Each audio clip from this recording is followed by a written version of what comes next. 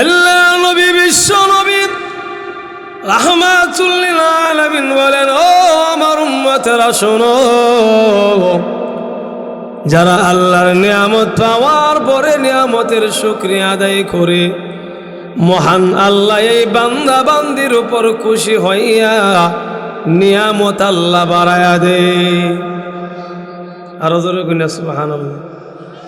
আর যারা নিয়ামত পাওয়ার পরে নিয়ামতের শুকরিয়া আদায় করে না, বরং না শুকরিয়া আদায় করে, আল্লাহ বলেন তাদেরকে আমি আল্লাহ নিয়ামত দেওয়ার পরে আবার নিয়ামত ছিনিয়ে আনে, এমনকি তাদের জন্য আমি আল্লাহর আযাব বড় কঠিন। নাউযুবিল্লাহ কইনা। এজন্য একজন ঈমানদার উচিত হলো সর্ব অবস্থায় আল্লাহর নিয়ামতের শুকরিয়া আদায় করা। কি আদায় করা? শুকরিয়া আদায় করা। আপনারা কিন্তু আওয়াজ দিতেছেন না, এতগুলা মানুষ কিন্তু এত আস্তে আওয়াজ। এই যে মাহফিলের মধ্যে আসছেন, ওই তো সুবহানাল্লাহ বলবেন, আলহামদুলিল্লাহ পড়বেন, লা ইলাহা ইল্লাল্লাহ পড়বেন, এই তো আওয়াজ। অথচ আল্লাহ রসুল বলেন এটা এমন একটা মাহফিল, যেই মাহফিলকে অংশগ্রহণ করার কারণে আল্লাহ জিন্দেগির গুনাহগুলিকে মাফ করে দেন। আর জোরে গুনা সুবহানাল্লাহ। এই যে সুবহানাল্লাহ বলছেন, এতে ক্ষতি হয়েছে না লাভ হয়েছে? আরো আসছে গুণ। আল্লাহ নবী বিশ্ব নবী রাহমাতুল লিল আলামিন বলেন, আমার সাহাবীরা শুনো, তোমাদের মধ্যে এমন কেউ আসেনি মদিনার উহুদ পাহাড় পরিমাণ সওয়াব কামাই করবে। সাহাবীরা বলেন, ইয়া রাসূলুল্লাহ, ইয়া হাবিবাল্লাহ, নবী গো, সবচাইতে বড় পাহাড় হইল উহুদ পাহাড়। ও নবীজি, এই পাহাড় পরিমাণ কে নেক আমল করতে পারে? আল্লাহ নবী বলেন, সাহাবীরা রে, সকলেই করতে পারে। এমনি সাহাবীরা বলেন, ইয়া রাসূলুল্লাহ, ইয়া হাবিবাল্লাহ, ও আল্লাহর নবী, কেমনে করব, কেমনে করতে পারে? আমার নবী বলেন, সাহাবীরা, যদি কই একবার সুবহানাল্লাহ পড়ে, একবার আলহামদুলিল্লাহ পড়ে, আমার আল্লাহ খুশি হইয়া মদিনার উহুদ পাহাড় পরিমাণ সওয়াব দান করে। যদি কই একবার সুবহানাল্লাহ পড়ে, আমার আল্লাহ খুশি হইয়া মদিনার উহুদ পাহাড় পরিমাণ সওয়াব দান করে। এটা সুবহানাল্লাহ জোরে কইবেন না আস্তে কইবেন? আর আস্তে কইবেন না জোরে কইবেন? শুধু তা না, সুলাইমান আলাইহিস সালাতু ওয়াস সালাম নাম শুনছেন? আল্লাহর একজন নবী ছিলেন এবং সারা পৃথিবীর বাদশা ছিলেন। সুবহানাল্লাহ। আল্লাহ রাব্বুল আলামিন ওনাকে এমন একটা সিংহাসন দান করছিলেন, উনি যখন সিংহাসনে বের হতেন তখন উড়তে গিয়ে গ্যাসের কোনো প্রয়োজন ছিল না, মোবিলের কোনো প্রয়োজন ছিল না, বাতাসের মাধ্যমে সিংহাসনে উঠতে পারতেন। আর জোরে বলেন সুবহানাল্লাহ।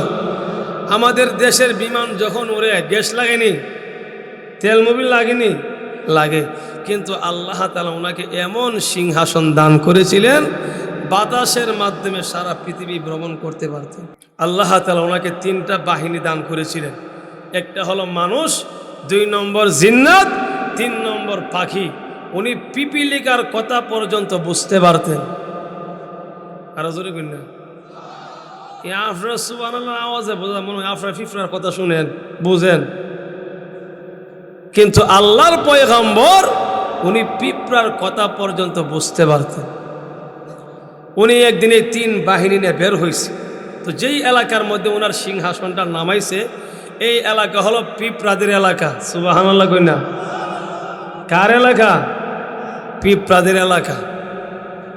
তো উনি যখন সিংহাসন নিয়ে উঠতেছে, জমিনের মধ্যে এক লোক, মুরব্বী কৃষক, নবী সুলাইমানের এই শান শৌকত দেখে, আল্লাহ তুমি নবী সুলাইমানের এত নিয়ামত দান করছো, তোমার পয়গম্বর সুলাইমান আকাশের উপর দেয়া সিংহাসন নিয়ে উড়ে আল্লাহ এত নিয়ামত দান করছো, না জানি আল্লাহ তুমি কত বড়। লোকটা সুবহানাল্লাহ পড়ছে। কি পড়ছে? আরো জোরে গুনে কি পড়ছে? সুবহানাল্লাহ পড়ছে। যখন লোকটা জমিন থেকে সুবহানাল্লাহ পড়ছে, আল্লাহ তাআলা ওই লোকের সুবহানাল্লাহর আওয়াজটাকে বাতাসের মাধ্যমে নবী সুলাইমানের কানের মধ্যে আল্লাহ পৌঁছাইয়া দিছে।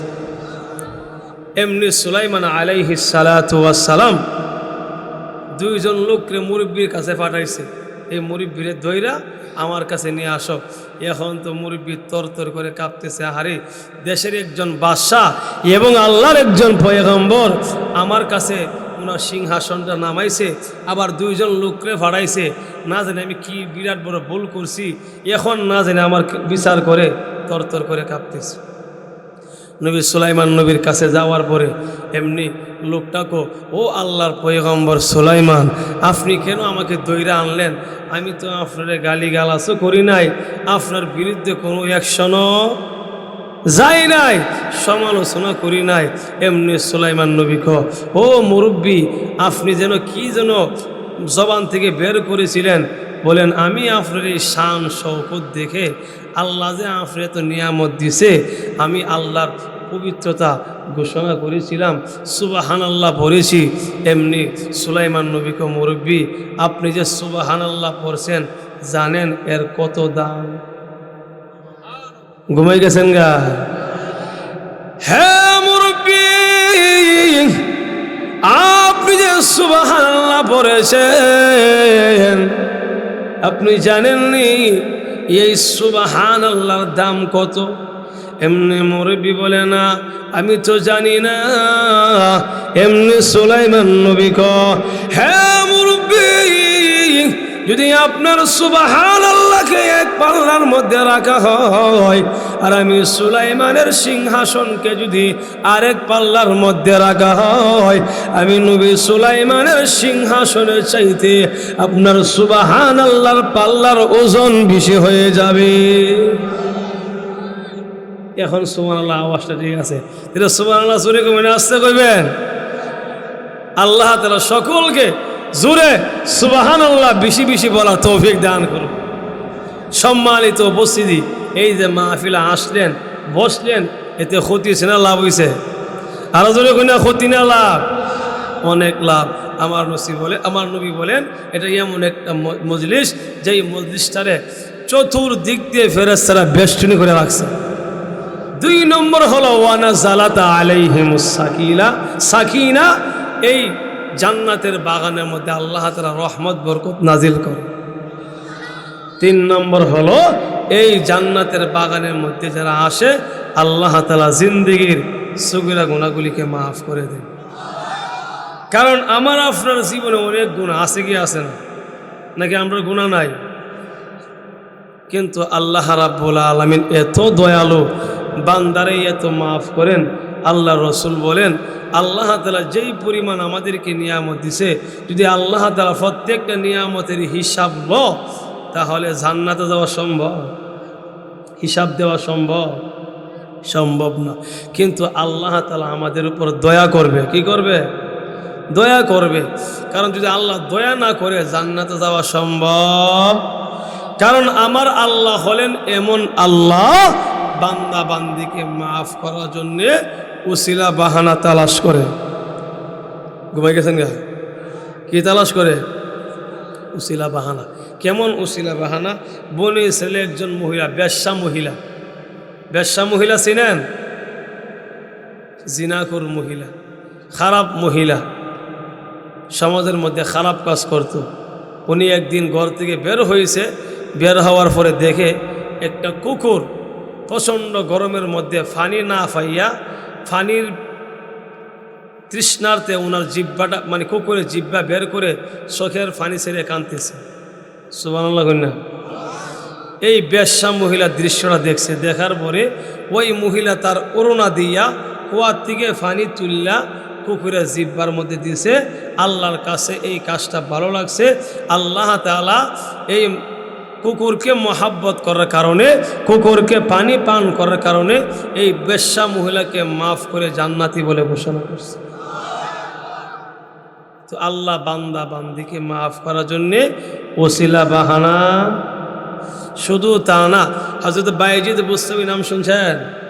বহুত বড় একজন বুজুর্গ আল্লাহর ওলি ছিলেন। উনি যখন দুনিয়ার থেকে বিদায় হয়ে গেছে, ওনার এক শাগরেদ স্বপ্নের মাধ্যমে ওনার সঙ্গে সাক্ষাৎ, জিজ্ঞাসা করে, ও আল্লাহর ওলি ভাইজিৎ, আপনি যে পৃথিবীর থেকে বিদায় হয়ে গেছেন, আপনার সঙ্গে মহান আল্লাহ কেমন ব্যবহার করছে? সুবহানাল্লাহ বলেন। তখন বাইজিদ বুস্তামি বলেন, আল্লাহ আমার জিজ্ঞাসা করে, ও বাইজিদ, এত লম্বা হায়াত দিছিলাম, এই হায়াতের ভিতরে আমি আল্লাহর জন্য কি আনছো, কি নেক আমল করছো? তখন বাইজিদ বুস্তামি বলেন, আমি টেনশনের মধ্যে পড়ে গেলাম, চিন্তা করতে লাগলাম, এখন আল্লাহরে কি বলবো। তখন আমি আমলের দিকে তাকাইলাম, দেখি বেজাল থাকতে পারে। কি থাকতে পারে? জোরে কই না কি? বেজাল থাকতে পারে। তখন আমি আমলের কথা না বইলা বললাম, আল্লাহ তোমার জন্য আমি বাইজিদ নির্বেজাল ঈমান নিয়ে আসছি, নির্বেজাল তৌহিদের একত্ববাদ নিয়ে আসছি। আল্লাহ কোথায়? বলে হা। তখন আল্লাহ তাআলাকে বাইজিদ নির্বেজাল ঈমান আনছে। বলে হা। তাহলে লক্ষ্য করো, উযকুর লাইলাতাল লাবান, দুধের রাতের কথা স্মরণ করো। কোন রাত্রে? কোন রাতের? দুধের রাতের কথা। হ্যাঁ বাইজিদ, দুধের রাতের কথা স্মরণ করো। এক মহিলার ঘরে দাওয়াত খাইছিলাম, দাওয়াত খাওয়ার পরে দুধ পান করেছিলাম, দুধ পান করার পরে পেটের মধ্যে ব্যথা হয়েছিল।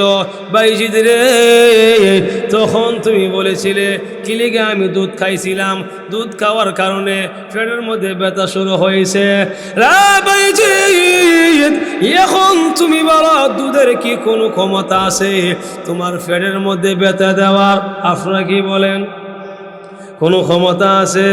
আরে বাইজিদ, তুমি যে বললা নির্বেজাল ঈমান নিয়ে আসছো, আরে বাইজিদ, এখন তুমি বলো দুধের কোনো ক্ষমতা আসেনি পেটের মধ্যে ব্যথা দেওয়ার? বাইজিদ বুস্তামি কই ইন্নালিল্লাহ। এখন তুমি আটকা পড়ে গেলাম গা। কি করছে? আল্লাহ তখন রাগ দিয়া বলে, বাইজিদ যাও, আমি আল্লাহ তোমাকে এই জন্য মাফ করে দিলাম, আমার একটা মখলুকরে মহাব্বত করার কারণে। একটা বিড়ালের বাচ্চা কোন শীতের মধ্যে ডেইনের মধ্যে পড়ে গিয়েছিল। ভাইরে, তুমি এই বিড়ালের বাচ্চাটাকে তুলে এনে কাপড় দিয়ে তার সমস্ত শরীর মুছে কম্বলের নিচে আশ্রয় দিয়েছিলে। এই কাজটা আমি আল্লাহর কাছে খুব ভালো লাগছে। এই কাজকে ওসিলা করে আমি আল্লাহ তোমার মতো বাইজিদকে মাফ করে জান্নাতি বলে ঘোষণা করলাম।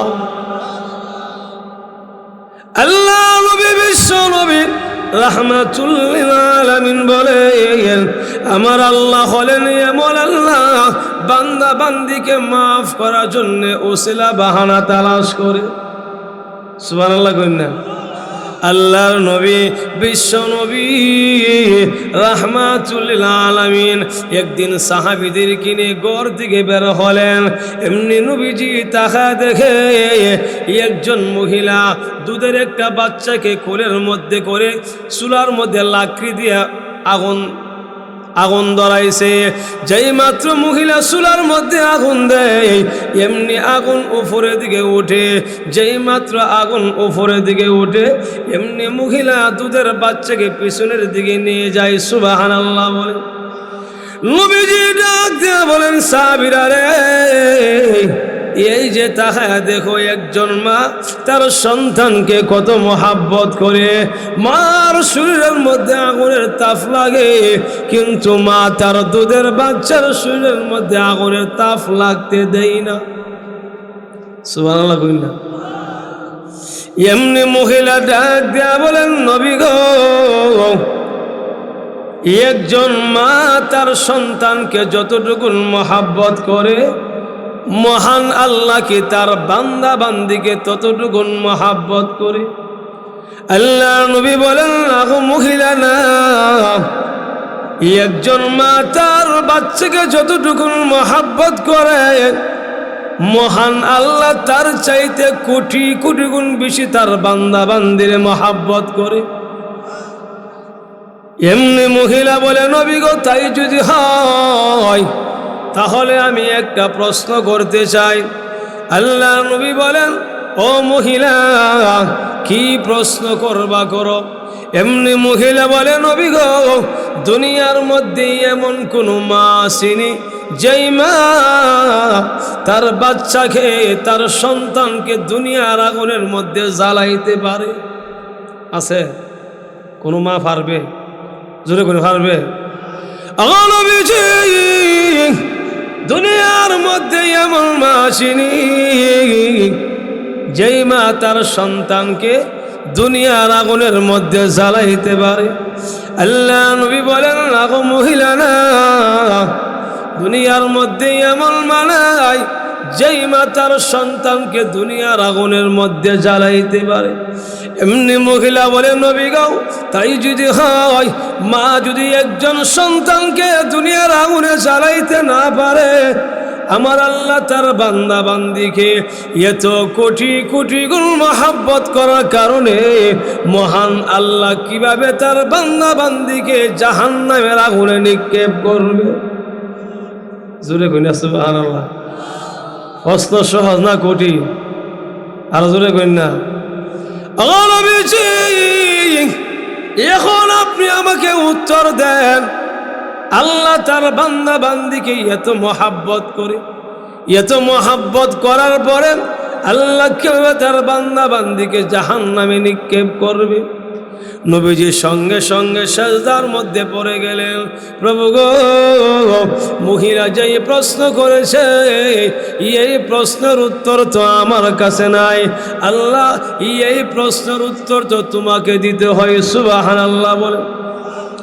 আমার আল্লাহ তখন বলেন, জিবরাইল, তাড়াতাড়ি যা, আমার নবীকে জানাইয়া দাও, ও নবীজি, মহিলা যেই প্রশ্ন করেছে এই প্রশ্ন কঠিন নয়, বরং সহজ। ও নবীজি, আল্লাহ বলেছেন, যেই সমস্ত বান্দা বান্দি মহান আল্লাহর গোলাম হয়ে যাবে, মহান আল্লাহর ওয়াদা হইল তাদেরকে জাহান্নামে নিক্ষেপ করবে না। আর জোরে কইনা সুবহানাল্লাহ।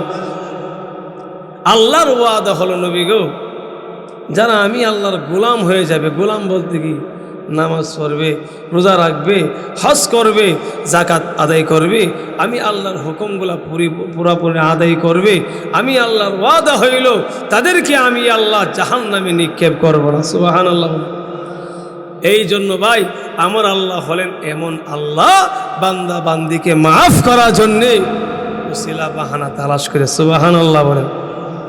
তো যেই কথাটা বলতেছিলাম, অনেক মানুষ এখনো এদিক সেদিক ঘোরাফেরা করতেছে, করে কি করে না, চা খাইতেছে, সময় নষ্ট করতেছে। অথচ এই মাহফিলে আসলেই হতে পারে আজকের মাহফিল কবুল হয়ে গেলে আল্লাহ তাআলা জিন্দেগির গুনাহগুলিকে মাফ করে দিতে পারেন। পারে কি পারেন? আল্লাহ বলেন, আল্লাহু গফুরুর রহিম, আমি আল্লাহ হলাম অত্যন্ত ক্ষমাশীল এবং দয়ালু। সুবহানাল্লাহ বলেন। সম্মানিত উপস্থিতি, আমি আপনাদের সামনে সূরাতুল লোকমান থেকে একখানা আয়াতে কারিমা তেলাওয়াত করেছি। এই আয়াতের মধ্যে আল্লাহ রাব্বুল আলামিন কয়েকটা কথা তুলে ধরেছেন। এর মধ্যে একটা হলো লোকমানে হাকিম। উনি কে? যার কথাগুলি আল্লাহ রাব্বুল আলামিন কোরআনের আয়াত বানাইয়া আমার আপনার নবী মুহাম্মদুর রাসূলুল্লাহ সাল্লাল্লাহু আলাইহি ওয়াসাল্লামের উপর নাজিল করছে। জোরে বলে সুবহানাল্লাহ। লোকমানে হাকিম নবী ছিলেন না, দেখতে তেমন সুন্দর ছিলেন না, খাটো ছিল, নাক সেবরা ছিল, কিন্তু তার এত ইজ্জত, এত সম্মান। উনি যখন ওনার সন্তানকে নসিহত করতেছিলেন, নসিহতগুলো এত আল্লাহর কাছে পছন্দ লাগছে, আল্লাহ তাআলা এই কথাগুলোকে কোরআনের আয়াত বানাইয়া আমার আপনার নবীর উপর নাজিল করছে। আর জোরে কইনা সুবহানাল্লাহ। ওনার এত ইজ্জত, এত সম্মান, গাছে মাছে সকলেই সম্মান করে। বলে কেন? উনি যখন কোনো মজলিসের মধ্যে দাঁড়াইয়া কথা বলতেন, তখন দেখা গেল মানুষ পঙ্গপালের নিদ, মধুর শাখের মতো, মৌমাছির মতো ঐক্যবদ্ধ হইয়া সকলে ওনার কথাগুলি শুনতেন। সুবহানাল্লাহ। তো লোকটা দেখতে সুন্দর না, খাটো, নাক সেবরা, ঠোঁট ফাড়া, কিন্তু এত ইজ্জত এত সম্মান। উনি যখন একদিন কথা বলতেছে, এমনি একটা লোক দাঁড়ায় ও লোকমানে হাকিম, আমি যদি আপনি অনুমতি দেন আমি একটা প্রশ্ন করতাম। বলে কি প্রশ্ন? বলে প্রশ্নটা হলো, আপনার মতো দেখতে একজন লোকমান, দেখতেই আপনার মতনই, নাক সেবরা, কালো কাঠো, আমার সঙ্গে মাঠের মধ্যে উট ছাগল রাখালি করত। এখন আমার প্রশ্ন হইল, সেই লোকটা আপনি কিনা? সুবহানাল্লাহ কিনা? এমনি লোকমানে হাকিম বলে, ভাই তুমি যেই প্রশ্ন করছো সেই লোকটা আমি কিনা? আসলে আমি সেই লোকমান, যেই লোকমান তোমার সঙ্গে মাঠের মধ্যে উট বকরি রাখালি করত। জোরে কইনা সুবহানাল্লাহ। তো লোকটা উট বকরি রাখালি করত, লোকটার এত ইজ্জত সম্মান কেমন হইল? যেই লোকের কথাগুলি আল্লাহ কোরআনের আয়াত বানাইয়া নবীজির উপর নাজিল করছে। সুবহানাল্লাহ কইনা? এমনি লোকটাকে ভাই যদি আপনি সেই লোক হয়ে থাকেন, আপনি সেই লোকমান হয়ে থাকেন, তাহলে দেখা গেল আজকে আপনার এত ইজ্জত এত সম্মান, সকলে আপনাকে সম্মান করে, আর আমি এখনও গরু ছাগলের রাখালে রয়ে গেলাম, এর মধ্যে এত পার্থক্য কেমনে হইল? সুবহানাল্লাহ। এমনি লোকমানে হাকিম বলেন, ভাই আমি 9টা গুণ অর্জন করছি, তুমি যদি আমার মতো 9টা গুণ অর্জন করতে পারো, মহান আল্লাহ আমার মতো তোমার ইজ্জত সম্মান দুনিয়ার মধ্যে বাড়ায় দিবে। দেখেন লোকটার এত ইজ্জত এত সম্মান। আমরা দেখবেন অনেক মানুষ আছে, যখন গাছতলা থেকে 5 মালিক হয়ে থাকা, তখন পিছনে ইতিহাস কিন্তু ভুলে থাকা। কথা ঠিক না? বেচারা গরিব ছিল, কিন্তু হঠাৎ করে বড় লোক হয়েছে গা, কিন্তু পিছনে যে একবার গরিব ছিল কথা স্মরণ থাকে না, হয় কি হয় না? অহংকার আইসা পড়ে। কিন্তু লোকমানে হাকিম ইচ্ছা করলে উনি নাও বলতে পারতেন যে আমি রাখাল ছিলাম না, কিন্তু উনি দেখেন পিছনে ইতিহাসটা টান দিয়ে বলতেছেন যে ভাই আমি সেই লোকমান, যেই লোকমান তোমার সঙ্গে মাঠের মধ্যে ওট বকরি রাখালি করতাম। সুবহানাল্লাহ কইনা? কারণ যারা আল্লাহওয়ালা, প্রকৃত আল্লাহওয়ালা, তারা কখনো পিছনের ইতিহাস বইলা জানা। সুবহানাল্লাহ কইনা? আল্লাহ নবী, বিশ্ব নবী, রাহমাতুল লিল আলামিনের সাহাবী, খলিফাতুল মুসলিমিন উমর ফারুক রাদিয়াল্লাহু আনহু, উনি একদিন হাঁটতে হাঁটতে একটা মাঠের কাছে গেলেন। যেই মাত্র মাঠের কাছে গেলেন, এমনি তিনি চোখের পানি ছেড়ে দিয়া কান্দা আরম্ভ করেছে। সাথীরা ডাক দিয়া বলেন, আমিরুল মুমিনিন, কেন আপনি এই মাঠ দেখে চোখের পানি ছেড়ে দিয়া কাঁদতেছেন? এমনি খলিফাতুল মুসলিমিন ওমর রাদিয়াল্লাহু আনহু বলেন, সাথীরা রে, একদিন আমি ওমর ছিলাম এই মাঠের রাখাল। সুবহানাল্লাহ। সাথীরা, একদিন আমি ওমর ছিলাম সেই মাঠের রাখাল, আমার কোনো ইজ্জত সম্মান ছিল না। আমি যখন বাড়িতে যাইতাম, আমার আব্বা আমাকে গালিগালাজ করতো আর বলতো, আরে ওমর, তোর মাথার মধ্যে গোবর আর সেনার লেদা কেমনে আসলো? মাথার মধ্যে উড়ে সেনা কেমনে আসলো? তখন আব্বা, যখন রোদ্রের তাপ বেশি বাড়তো, তখন আমি উটের ছায়ার নিচে গিয়ে বসতাম, আর উঠে আমার মাথার উপরে সেনা আর লেদা দিত। কথা বুঝতেছেন?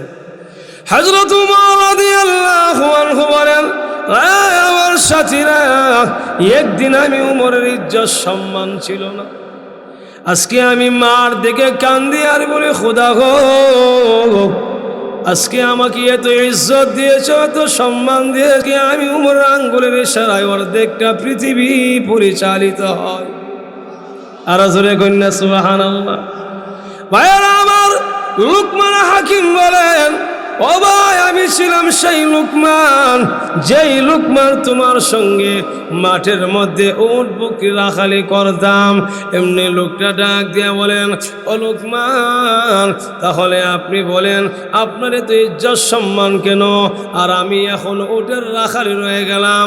এমনি লোকমান ডাক দিয়া বলেন, ও ভাই, তুমি যদি আমার মতো ইজ্জত সম্মানের মালিক হতে চাও 9টা গুণ অর্জন করতে হবে। কয়টা গুণ? আর জোরে 9টা গুণ যদি তুমি অর্জন করতে পারো, মহান আল্লাহ আমার মতো ইজ্জত সম্মান তোমাকে বানায় দিবে। সুবহানাল্লাহ বলেন। 1 নম্বর গুণ হইল ভাই, তুমি তোমার চোখের হেফাজত করো। 1 নম্বর কি? চোখের হেফাজত। কারণ যত গুনাহ আছে সব গুনার মূল কিন্তু এই 2টা চোখ। কথা বল ঠিক কি ঠিক না? চোখ দ্বারা আগে দেখে, এরপরে ধরে, এরপরে গুনাহের স্বাদ অনুভব করে। তো এই সব গুনার মূল কি? 2টা চোখ। এই জন্য আল্লাহ তাআলা বলেন তুমি তোমার চোখের হেফাজত করো। লুকমান হাকিম বলেন, ভাই তুমি তোমার 1 নম্বর গুণ হইল চোখের হেফাজত করো। যখন তুমি রাস্তা দিয়ে চলবা, চোখের নিচের দিকে দিয়ে চলবা। কোন দিক দিয়া? কিন্তু আমরা রাস্তা দিয়ে বেরোলে এমনি ডাইনে দেখা যায়, কেউ নিয়ে যা। কথা বল ঠিক কি ঠিক না? যারা চোখের হেফাজত করতে পারছে সেই দুনিয়ার মধ্যে বড় ওলি হইতে পারছে। কারণ যে ব্যক্তি চোখের গুনাহ থেকে বাঁচতে পারে না, সে ওলি হইতে পারবে? এই জন্য 1 নম্বর গুণ হলো চোখের হেফাজত করা। কির হেফাজত? চোখের হেফাজত। 2 নম্বর হলো জবানের হেফাজত করা। কির হেফাজত? জোরে কই না, কিসের হেফাজত? জবানের। কারণ এই জবান বড় মারাত্মক। এই জবান দেখা গেল 500 বিনিময় 70 মিথ্যা বানা। কথা বল ঠিক কি ঠিক না? মিথ্যাটা সত্য বানা। এজন্য আল্লাহর রাসূল বলেন জবান কন্ট্রোল করো। জবান কি করো? কন্ট্রোল করো। 1 কাপ চা খাইবা শাস্ত্রের মধ্যে বৈশা, আর সারা দুনিয়ার মানুষের গীবত। কথা বল না তুমি? 1 কাপ চা খাইব 3 ঘন্টা সময় নাই, দেখবেন ভালো কোনো কথা নাই। ইমুকের ফুট খারাপ, ইমুকের মেয়ে খারাপ, ইমুকের 2 নম্বর, একুব 1 নম্বর। কথা ঠিক কি ঠিক না? এজন্য দেখবেন এই জবানটা যার কন্ট্রোলে আছে, সমাজের মধ্যে তার সম্মান অনেক বেশি। কথা ঠিক না? আল্লাহ নবী, বিশ্ব নবী রাহমাতুল লিল আলামিন বলেন, আমার যে সমস্ত উম্মতেরা জবানকে কন্ট্রোল করে, এই জবানের মধ্যে জিকির চালু রাখতে পারে, কিয়ামতের কঠিন ময়দানে হাসতে হাসতে জান্নাতের ভিতরে প্রবেশ করবে। এজন্য ভাই জবান বড় মারাত্মক জিনিস। এই জবানের মধ্যে অনর্থক কথাবার্তা না লাগাইয়া, জবানকে বেহুদা কথাবার্তা থেকে মুক্ত রেখে যখন আপনি জবানের মধ্যে জিকির চালু রাখবেন, আল্লাহ রাব্বুল আলামিন সমাজের মধ্যে সম্মান বাড়ায়া দিবে। মরার পরে হাসতে হাসতে জান্নাতের ভিতরে প্রবেশ করবে।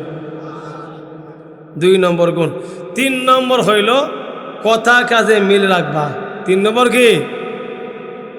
কথা কাজে মানে ওয়াদা খেলাফ করিও না। ওয়াদা কি করিও না? এটা আমার মধ্যে আসেনি।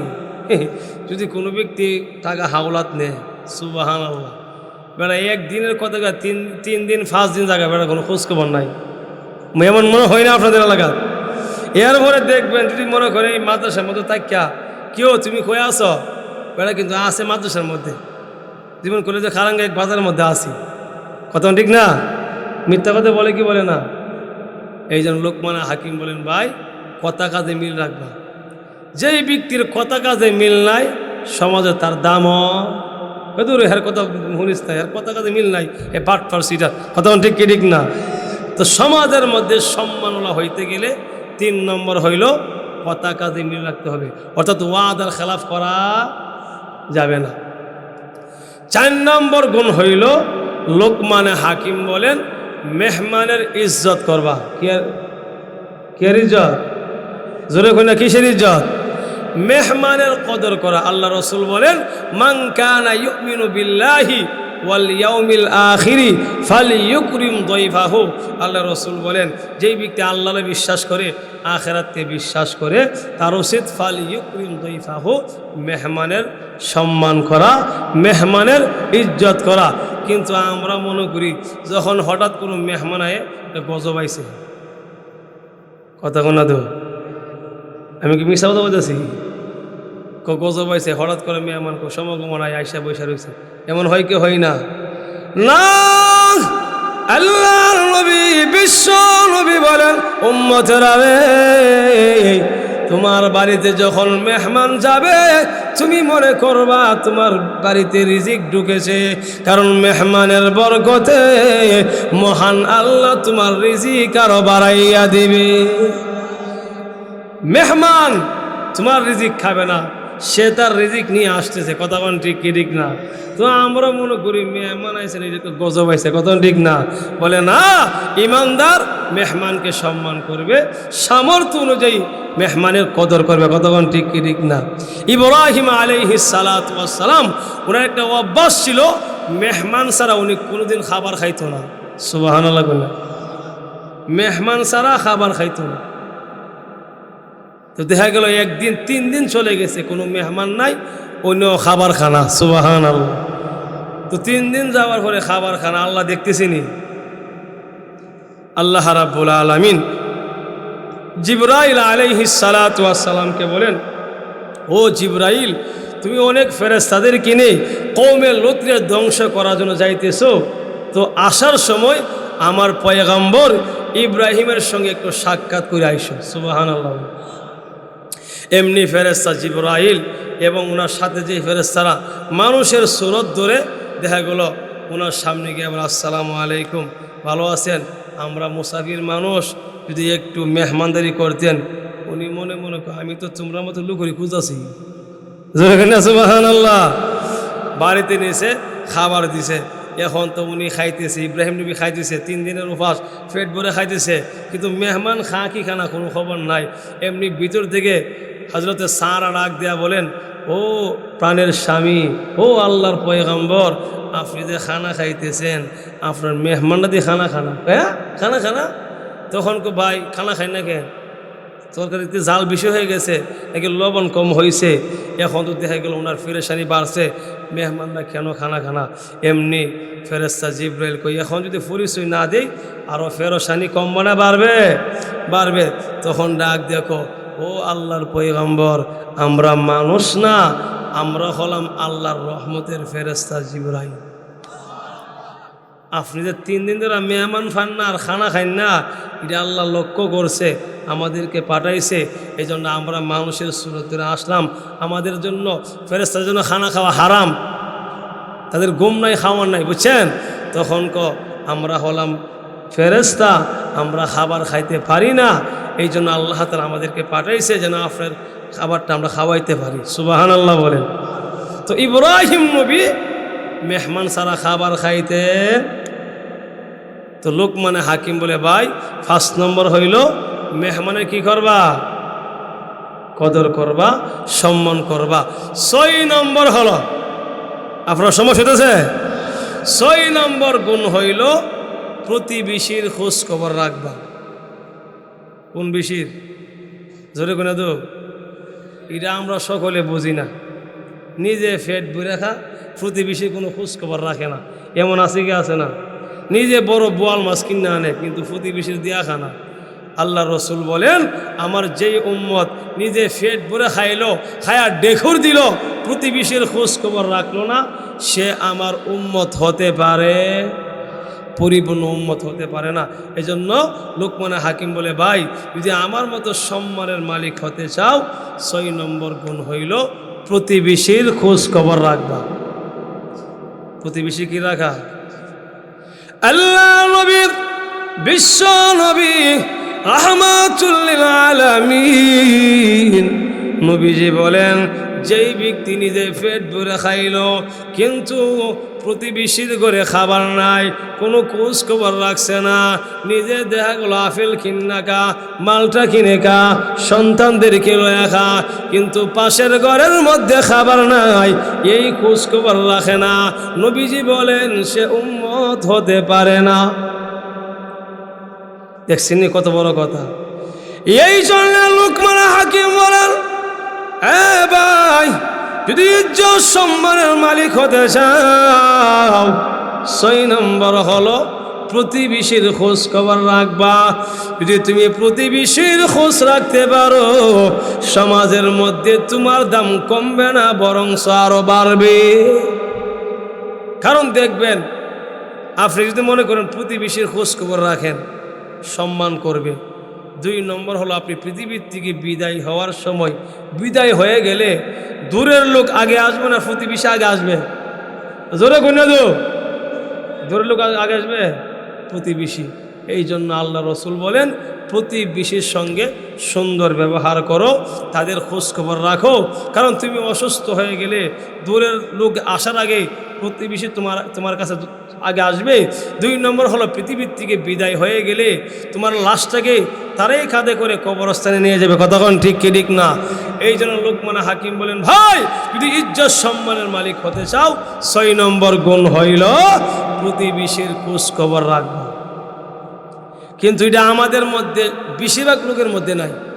কোরবানির সময় বড় গরু কোরবানি করার পরে কি করে ফাললে পুরা গরুর ওই ফ্রিজের মধ্যে ঢুকাইলা, এমন আছে কি আছে না?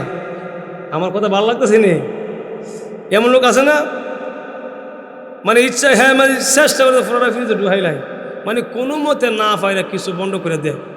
আল্লাহ রসুল বলে না, তুমি প্রতিবেশীরে দিয়া খাও। তুমি যখন দিয়া খাইবা তাদের সন্তান যখন খাবার খাইবে মহান আল্লাহ খুশি হইয়া বরং তোমার হায়াত রিজিক আরো বাড়াইয়া দিবে। আরো জোরে কইনা সুবহানাল্লাহ।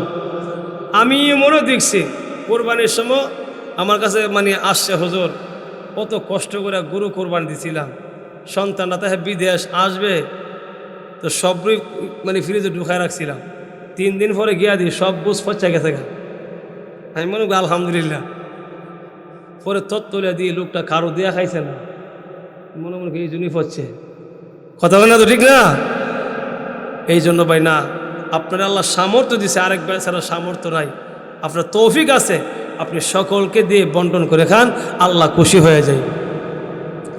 আরে ভাই আমার আল্লাহ টাকা পয়সা দিছে, কেন দিছে? মানুষকে দান খরচ করার জন্যে, মানুষের পাশে দাঁড়ানোর জন্যে। এখন আমার টাকা আছে কিন্তু আমার সামনে একটা লোক অসুস্থ মানুষ, টাকা নাই, চিকিৎসা করতে পারে না, তাহলে আমি কিসের টাকার মালিক হইলাম? কতক্ষণ ঠিক কি ঠিক না? এই জন্য পরিপূর্ণ ইমানদার হতে গেলে প্রতিবেশীর খোঁজ খবর রাখতে হবে। এটা আমার উপর ওয়াজিব, আমার হক প্রতিবেশীর খোঁজ খবর রাখা। লুকমান হাকিম বলেন, ভাই তুমি যদি আমার মতো ইজ্জত সম্মানের মালিক হতে চাও তাহলে প্রতিবেশীর খোঁজ খবর রাখবা। সুবহানাল্লাহ বলেন। আরে ভাই লক্ষ্য করে দেখেন প্রতিবেশীর খোঁজ খবর রাখলে কেমন সওয়াব। বহুত বড় আল্লাহর একজন ওলি, নাম তার রবি ইবনে সুলাইমান রাহমাতুল্লাহি আলাইহি। উনি একবার নিয়ত করছে হজ করবে, তো হজ করার নিয়ত করার পরে দেখবেন তো একটা মানে সিস্টেম হইল মানুষের কাছে দোয়া আসা। কথা ঠিক না? যে ভাই আমি এই বছর নিয়ত করছি হজে যাব, দোয়া করেন আল্লাহ যেন সহি সালামতে আমারে বাইতুল্লাহ তোয়াফ করা। এমন দোয়া সাকি ছানা, জোরে কোন সাইকি চাই না? তো আল্লাহর ওলি নিয়ত করছে আমি এই বছর হজ করব। উনি নিয়ত করার পরে সকলের কাছে দোয়া চাইতেছে, ভাই আমার জন্য দোয়া করবেন, আমি এই বছর হজ করব, যেন আল্লাহ সহি সালামতে বাইতুল্লাহ শরীফ তোয়াফ করা। সকলের কাছে দোয়া চাইতেছে। তো ওনার যেই ফির সাহেব, ওই ফির সাহেবের কাছে গেছে যে হুজুর আমার জন্য দোয়া করবেন, আমি নিয়ত করছি হজ করার জন্যে, এই বছর হজ করব। উনি হুজুরের কাছে দোয়া নিয়ে আসার সময় তাকায়া দেখে একটা মহিলা মানুষ সারা শরীর বোরখা দিয়ে ডাইখা, উনি দেখা গেল মরা গাদার গোশত কেটে কেটে প্যাকেট করতেছে। তো রবি ইবনে সুলাইমান উনি ভাবছে মনে হয় মহিলা কোনো হোটেলের সঙ্গে সম্পর্ক আছে। তো মহিলার পিছনে পিছনে যাইতেছে, এমনি তাকায় দেখে মহিলা একটা বাঙ্গা জীর্ণ শীর্ণ ঘরের ভিতরে ঢুকছে। ঢোকার পরে বাচ্চারা চিৎকার দিয়ে বলতেছে, মা ফেরের খিদে আর সহ্য করতে পারতেছি না, ও মা কখন আমাদের জন্য খাবার দিবা? এমনি মহিলাকে, ও সন্তানরা চিন্তা করিও না, এই যে তোমাদের জন্য খাবার নিয়ে আসছি। মহিলা গোশতগুলি কেটে ডেক্সির মধ্যে দিয়া ফাঁক করতেছে, যেই মাত্র খাবার বাচ্চাদের মুখের মধ্যে দিবে, এমনি রবি ইবনে সুলাইমান বলে, মা আপনি একজন মা হইয়া কিভাবে পারেন গো বাচ্চাদেরকে হারাম খাবার খাওয়াইতে? ও মা আপনি না একজন মা, কিভাবে আপনি পারতেছেন বাচ্চাদেরকে হারাম খাওয়াইতে? এমনি মহিলা চোখের পানি ছেড়ে দিয়া কান্দে আর বলে, কে তুমি? ও মুসাফির তোমার বাড়ি কোথায়? এমনি মহিলা ডাক দিয়া বলেন, আজকে 1 সপ্তাহ হয়ে গেছে আমার ঘরের মধ্যে কোনো খাবার নাই, ইয়েতিম বাচ্চাদের কিনে আমি বড় টেনশনের মধ্যে আছি, আমার স্বামী দুনিয়ার মধ্যে নাই, আমি একজন বিধবা মহিলা, কেউ আমার কাজ কাম দেই না, এই জন্যে আজকে 1 সপ্তাহ হয়ে গেছে আমার ঘরের মধ্যে খাবার নাই, বাচ্চারা ফেরের খিদে আর সহ্য করতে পারতেছে না, এই জন্য আমি মা হইয়া বরদাস্ত করতে পারি না, তাই বাধ্য হইয়া মরা গাদের গোশত কেটে কেটে নিয়ে আসলাম ফাঁক করার জন্যে। আল্লাহর ওলি রবি ইবনে সুলাইমান এই কথাগুলি শোনার পরে চোখের পানি ছেড়ে দিয়া কান্দে আর বলে, ও রব্বুল আলামিন, আমি রবি ইবনে সুলাইমান লক্ষ লক্ষ টাকা খরচ করে বাইতুল্লাহ জিয়ারত করার জন্য রওনা করব, আর আমার প্রতিবেশীর ঘরে খাবার থাকবে না, আমি কেমনে, আমার টাকা পয়সা কি কাজে লাগবে? তাই তিনি সিদ্ধান্ত নিয়েছিলেন হজ করবে। এখন সিদ্ধান্ত পরিবর্তন করে বলেছে, না না আমি হজ করতে যাব না, আমার হজের টাকাগুলি এই মুহূর্তে আমি এই বিধবা এবং এতিম বাচ্চাদেরকে দান করে দিব। এমনি রবি ইবনে সুলাইমান ডাক দিয়া বলেন, মাগো আমি হজ করার জন্য নিয়ত করেছিলাম, এখন নিয়ত পরিবর্তন করে ফেলেছি, ও মা আমার হজের সম্পূর্ণ টাকাগুলি আপনাদেরকে দান করে দিলাম। আরো জোরে কন্যা সুবহানাল্লাহ।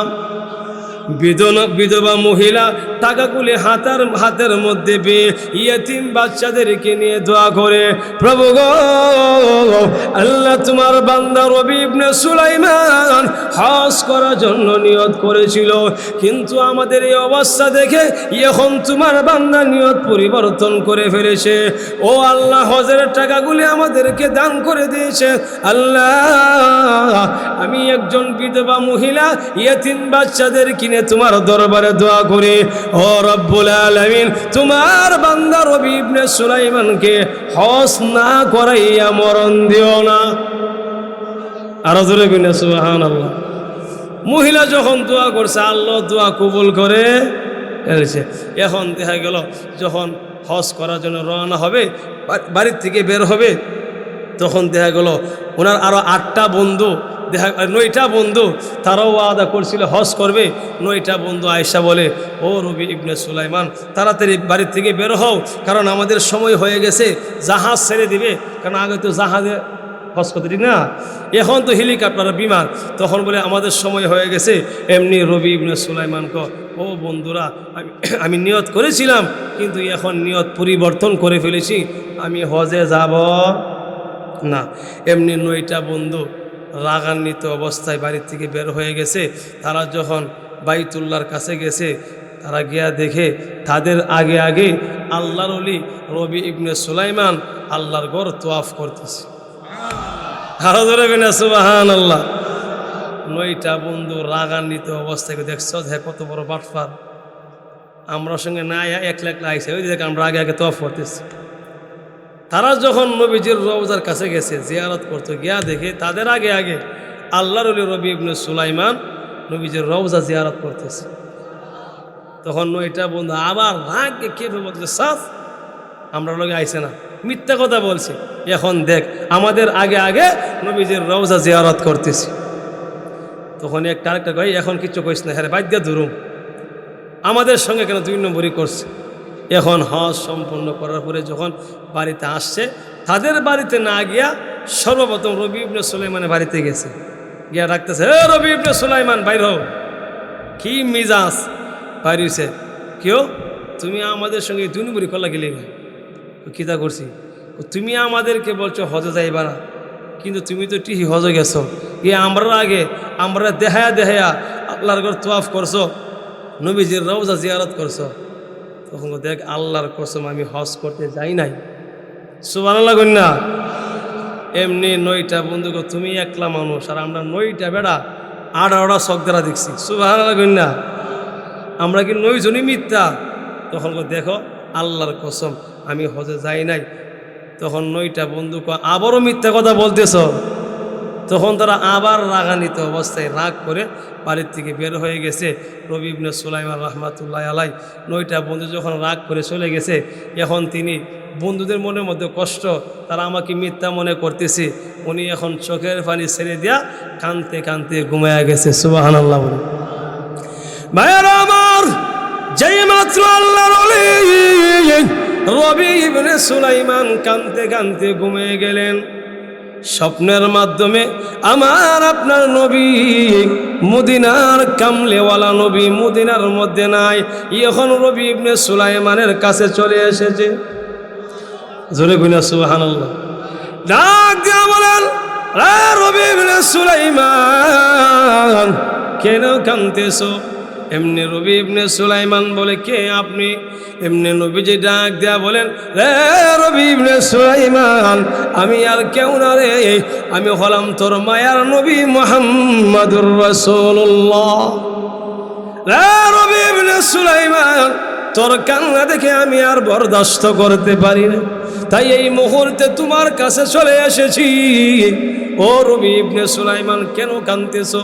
এমনি রবি ইবনে সুলাইমান বলে, ওগো নবীজি, আমি হজ করতে যাই নাই, কিন্তু আমার 9টা বন্ধু বলতেছে আমি নাকি হজ করতে গিয়েছি, তারা নাকি আমার দেখছে আল্লাহর ঘর বাইতুল্লাহ তওয়াফ করতেছি, তারা নাকি দেখেছে আমি নাকি আপনার রওজা জিয়ারত করতেছি। আল্লাহ নবী তখন ডাক দিয়া বলেন, ও রবি ইবনে সুলাইমান, তোমার বন্ধুরা যা বলেছে তা সব সত্য বলেছে। আরো জোরে কইনা সুবহানাল্লাহ। এমনি রবি ইবনে সুলাইমান উনি ডাক দিয়ে বলেন, নবী গো, আপনিও তাদের সঙ্গে বলতেছেন সত্য বলেছে? আল্লাহর রাসূল বলেন, বলে হ্যাঁ সত্য বলেছে। ওগো নবীজি, সত্য কেমনে হয়? আমি তো হজ করতে যাই নাই। বলে তাও ঠিক। সুবহানাল্লাহ। ও রবি ইবনে সুলাইমান, তুমি যে হজ করতে যাও নাই তাও ঠিক, আর তারা যেটা বলতেছে এইটাও কি? এমনি রবি ইবনে সুলাইমান, নবী গো, 2টা কেমনে সত্য হবে? ওতে একটা সত্য হবে, কথা ঠিক না? আল্লাহর রাসূল বলেন, ও রবি ইবনে সুলাইমান, তুমি হজ করতে যাও নাই তাও ঠিক, তারা যা বলতেছে সেটাও ঠিক। বলে কেমনি ঠিক?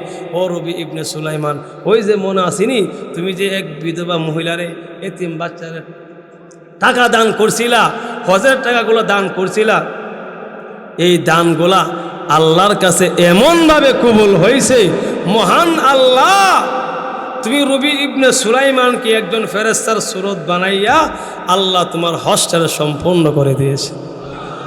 আর জোরে কইনা সুবহানাল্লাহ। এই জন্য লোকমান হাকিম বলেন, ভাই তুমি যদি ইজ্জত সম্মানের মালিক হতে চাও, 6 নম্বর গুণ হইল প্রতিবেশীর খোঁজ খবর রাখবা। কয় নম্বর? 6 নম্বর কি? প্রতিবেশীর খোঁজ খবর রাখবা। এরপরে 7 নম্বর হইল তুমি যা পছন্দ করো অন্যের জন্য তা পছন্দ করবা। সুবহানাল্লাহ কইনা। তুমি যা পছন্দ করো অন্যের জন্য কি করবা? পছন্দ করবা।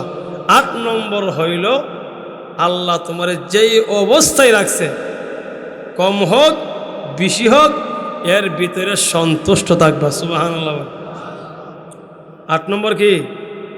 আল্লাহ যা দিছে এর ভিতরে কি থাকা? অল্পতে সন্তুষ্ট থাকা। কিন্তু এটা আমাদের মধ্যে নাই। আল্লাহ এত নিয়ামত দেওয়ার পর মানে মুখ দিয়ে আলহামদুলিল্লাহ বের হয় না। মুখটা মানে চেহারাটা মলিন করে, কিরে কেমন আছো, কইস না ভালো নাই, আছে কি আছে না। সারা বছর ব্যবসা ভালো করে, 1 মাস ব্যবসা খারাপ হলে আর চেহারা জাগাতে হয় না। এই হলো আমরা বাংলাদেশের মুসলমান, ঠিক না? আমাদের বৈরব বেশিরভাগ জুতার ব্যবসায়ী, সবাই জুতা বানায় বেশিরভাগ। তো দেখা গেল রমজান মাসে ওরা ধরে ইনকাম করে, লক্ষ লক্ষ টাকার ব্যবসা করে। এখন শীত না, ব্যবসা মন্দা, চেহারা একটু জাগাত নাই, কেউ নামাজ দেয় না, মন দিয়ে খারাপ, কই না, ব্যবসার অবস্থা ভালো না। এমন মনে হয় আপনাদের এলাকার মধ্যে নাই। বরং উচিত হলো আলহামদুলিল্লাহ। কি বলা? আল্লাহ যা দিছে এর ভিতরে কি বলা? আলহামদুলিল্লাহ, আমি আল্লাহর উপর খুশি আছি। আল্লাহ রসুল বলেন, যারা অল্পতে সন্তুষ্ট থাকে, অল্পতে খুশি থাকে, আল্লাহ রাব্বুল আলামিন এই ঘরের মধ্যে রহমত, শান্তি, বরকত নাজিল করে। আর যারা টাকা পয়সা বেশি কামাই করে, তাদের টেনশন কম না বেশি? মজুরি করে কম না বেশি? অনেক বেশি, কত ঠিক না? এরপরে দেখবেন টাকা পয়সা বেশি হইলে দেখবেন আল্লাহ অভাব কম না বেশি? অনেক বেশি। যারা লক্ষ লক্ষ টাকার মালিক, এর অভাব কম না বেশিও? অনেক বেশি। বিশ্বাস না হইলে গিয়ে জিজ্ঞাসা করবেন অথবা পরীক্ষা করবেন, চাচা আমার একটা ছেলের বিদেশ পাঠাইতাম, 3 লক্ষ টাকার ব্যবস্থা হয়েছে, যদি আপনি আমার 1 লক্ষ টাকা দিয়ে সাহায্য করতেন হাওলাত হিসাবে, আপনি কথাটা খাওয়ার পরে আপনার এমন কিছু বক্তব্য শোনাইব, মনে চাইব আপনার বড় সিরিয়াস দান করে নাই। কথা ঠিক না? এই জন্য ভাই লোকমানে হাকিম বলে, বাইরে তুমি যদি আমার মতো ইজ্জত সম্মানের মালিক হতে চাও, আল্লাহ যা দিছে এই অল্পর ভিতরে সন্তুষ্ট থাকবা, দেখবা আল্লাহ তাআলা দুনিয়ার মধ্যে ইজ্জত সম্মান বাড়াইবে, আখিরাতের মধ্যে সম্মান দান করবে। আর জোরে কইনা সুবহানাল্লাহ।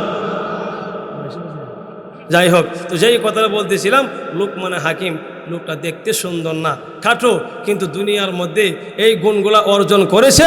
আল্লাহ তাআলা ওর ইজ্জত সম্মান দুনিয়ার মধ্যে বাড়াই দিছে। কেমন বাড়াইছে?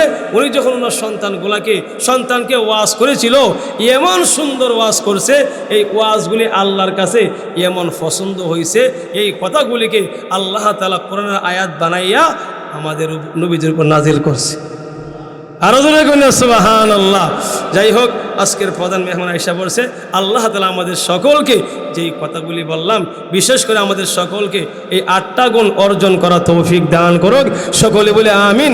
আসসালামু আলাইকুম ওয়া রাহমাতুল্লাহি ওয়া বারাকাতুহু।